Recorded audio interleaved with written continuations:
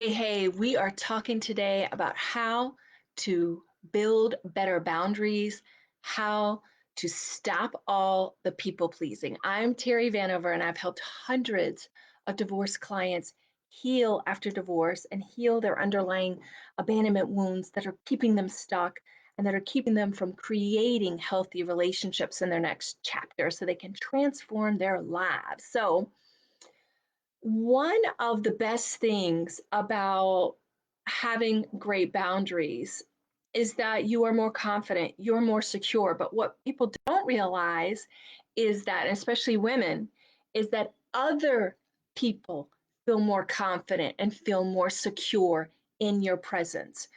When you know who you are and when you know where you stand, people really appreciate that and makes them feel secure. It makes them feel at peace because there's no wishy-washy.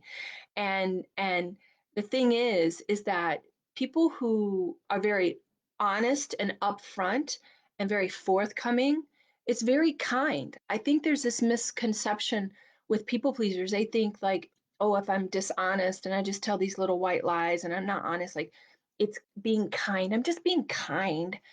And you're really not. It's really not kindness if people really don't know the truth and really don't feel that you're being honest. And so if people know where they stand with you up front and they know what you stand for, that's really honest and kind, right? And so I think that one of the biggest mistakes that people make when it comes to boundaries is telling other people what to do. And boundaries is not about telling anyone else what to do. It's not about controlling other people. And that's how people will perceive it. The other person will perceive you telling them what to do as controlling them. And guess what? They're going to rebel and they're going to respond the opposite of what you're telling them to do. What you need to understand is that boundaries are about putting parameters on your behavior, what you will or will not tolerate. And, you've heard me say in all my videos, it's about you start this with I messages. I will no longer continue this discussion if you continue to raise your voice at me, right? It's not about telling them what to do, it's about telling you what you are going to do. And in order to do that, in order to be crystal clear and show up fully aligned and fully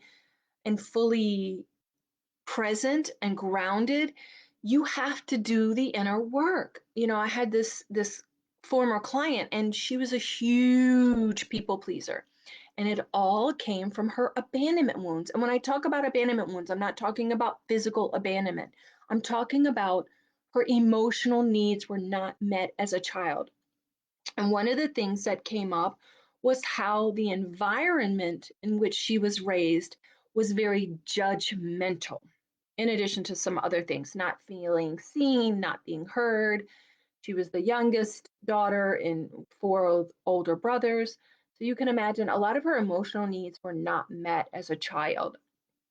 And so what she learned was to be very surface level and to not have any confrontation, not to have any opinions even, because there was a lot of judgment in her household, not necessarily directed at her, but when you live in a household where everyone is judging everyone else or judging other people, you get the sense that, oh my gosh, everyone is judging me. Because if that's how your mother or your father is behaving constantly, you think that's how everyone is, right?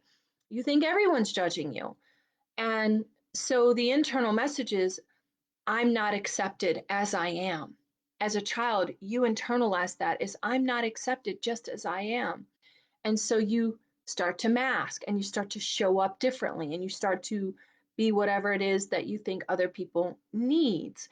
And so lo and behold, when you know that she married an ex-husband who she had to please in order to get his approval, and he was a very controlling man and things had to be a certain way, and because she was afraid of confrontation, they struggled in their communication, they struggled with getting their needs met in their relationship. And now, guess what? After doing, I taught her the inner child work and reparenting and even a little shadow work and showed her how to show up fully aligned and how to communicate in her needs in a way that is really powerful, and that she's not showing up as this dysregulated little girl whose needs are not, I'm not being seen, I'm not being heard, almost like having a tantrum. She's showing up as that 5-year-old girl. I'm not, being seen, I'm not being heard. But when you're confident in yourself and you're secure in yourself and you have unconditional acceptance and unconditional love for yourself, you don't need acceptance from anyone else. You don't care if anyone else judges you. You don't give a shit.